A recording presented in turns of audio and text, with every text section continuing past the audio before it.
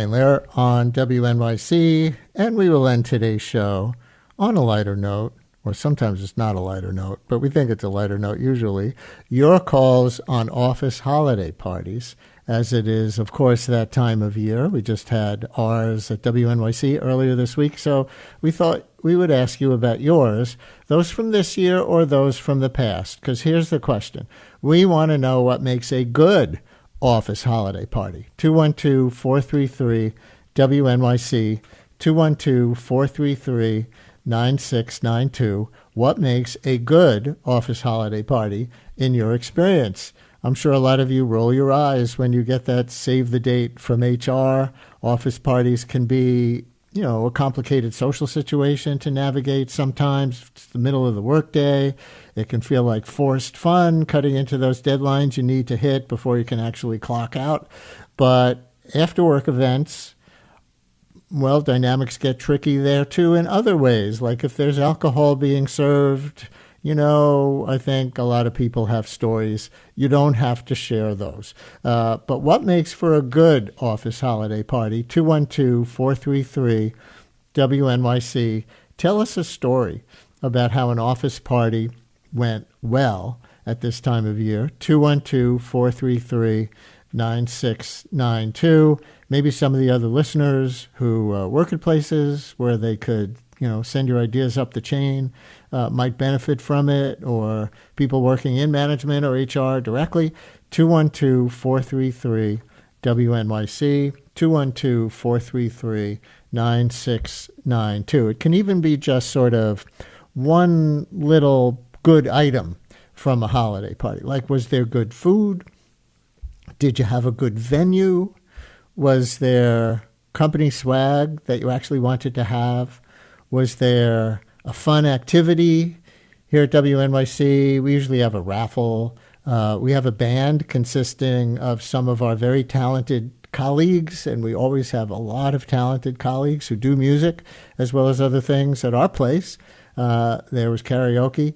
Can be fun. Maybe your company does something unique. Somebody suggested, I heard that a company might be doing a bowling holiday party.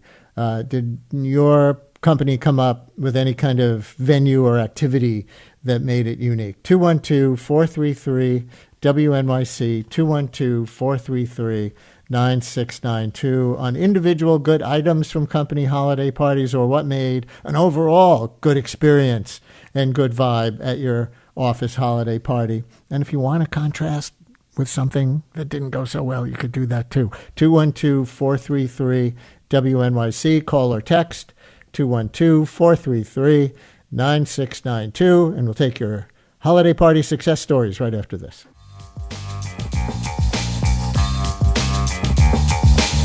Brian Lehr on WNYC. Now to your company holiday party success stories.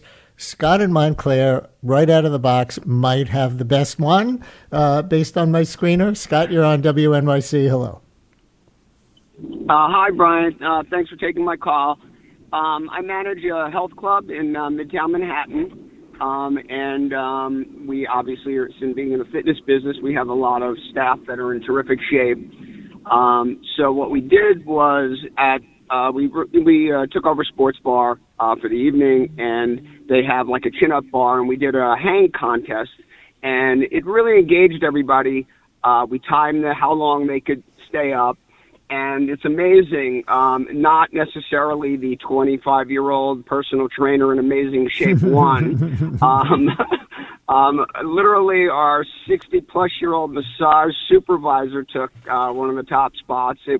Anyway, everyone was cheering everybody on. It was just a lot of fun. It built the engagement and just made the whole night kind of fun, on top of course, all the standard food and beverage.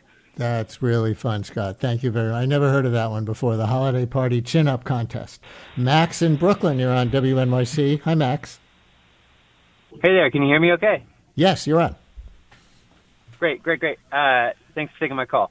Last year we had an epic holiday party. We have a pretty small office here in New York, and we decided to go to INSA for karaoke and Korean barbecue in Gowanus, and this place is fantastic. We booked 1 hour of karaoke, and then we were meant to eat and call it a night. But as we were finishing our dinner, they asked if we wanted to go back in the room. We went back into the room for another 5 hours.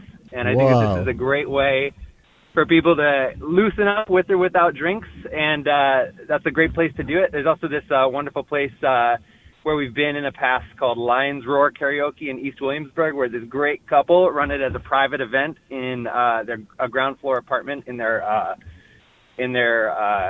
apartment building, and they host it. They're great singers. They've got a wonderful way of introducing every song as it comes up, make you feel really at home. You can run it however kind of a party you want. Bring in food, costumes, etc. Yeah. So you like the karaoke parties. I will say, if many of you went back for another 5 hours, you must actually like each other at that company. But what was the best karaoke song? Or one really good one? Man, what did we do? Oh, gosh. Probably when we all... it's got to be an ABBA song, as it always is. Max, thank you very much. Katrina in Maplewood, you're on WNYC. Hi, Katrina. Hi, Brian. I work at the International Rescue Committee, where our CEO, David Miliband, I think has been on your show, as well as some of our other leaders. And, we're a global humanitarian aid organization. He was just here this week, David Miliband. Oh, yeah. Oh, great. Yeah. And, we don't have a lot of discretionary money. We're sitting in the middle of Manhattan, but we had our party at the office at 5 p.m. yesterday. It ended at 7. We had drinks, we had food, we had desserts, we had inspirational messages from our leaders, and our other leaders were present, but it was lighthearted. We had ugly sweater contests and a photographer, but it was inexpensive. Our facilities people did an amazing job, and it was over at 7 p.m., and everybody could go home. So there was no drama, no craziness. We just had a good time, and goodbye, and happy holidays.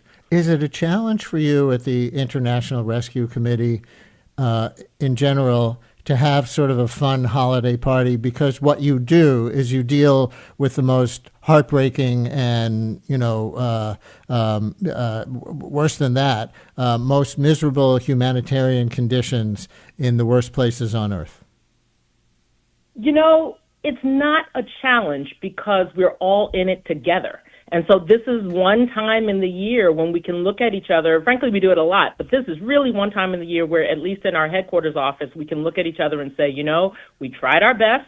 We did our best. Obviously, this year was really a challenge. But it's a time to just say, we did our best, good job, and we carry on into the next year. So it's a bit of a time for reflection as well as a time for honoring all the people all around the globe who are doing this good work. Nicely put, Katrina. Thank you very much. Keep it up at the IRC. Here's a text. New York City College of Technology at CUNY. Party catered by our hospitality department and held in the dining room lab. I hope there were no lab leaks. Delicious food, lovely venue, served by fabulous students. Karen in Morristown, you're on WNYC. Hi, Karen. Hi, Brian. I have to say that I can really relate to Katrina. For the last 20 months, first of all, I am 69 years old, and in terms of my life, I've gone to a lot of Christmas parties.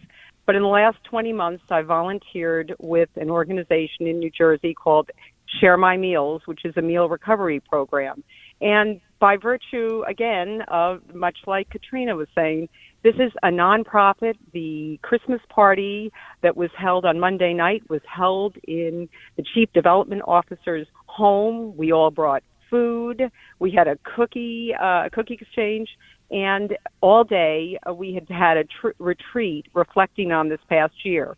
We had icebreakers and games throughout the day that kind of manifested themselves in the evening when we then played Family Feud based on American food.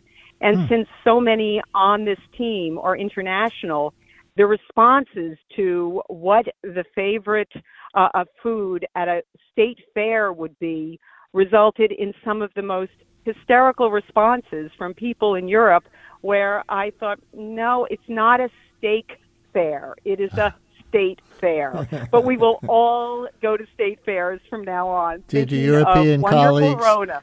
Yeah, did your European colleagues know about corn dogs? Oh my gosh. No, and that's where everyone in the room on both sides who was from America were going, corn dogs, fried Oreos. There you go. Karen, thank you very much. We'll close with a couple of texts. Listener writes, best holiday event, cooking lesson for about 30 people. Made pasta with brown butter sauce and cannolis for dessert. And another one digs into the past, says, New York Magazine, in the glory days of magazines, used to rent the Rockefeller Center skating rink and restaurant for their holiday parties. Skating, eating, drinking, it was the best. So thanks for your positive company holiday party success stories. Maybe some other company folks got inspired for next year. And that's the Brian Lehrer Show for today, produced by Mary Croak, Lisa Allison, Amina Cerna, Carl Boisrond, and Esperanza Rosenbaum, plus Sasha Linden Cohen today, and Zach Goddard-Cohen, who produces our daily politics podcast, Juliana Fonda, and Milton Ruiz at the audio controls. I'm Brian Lehrer. Stay tuned for all of it.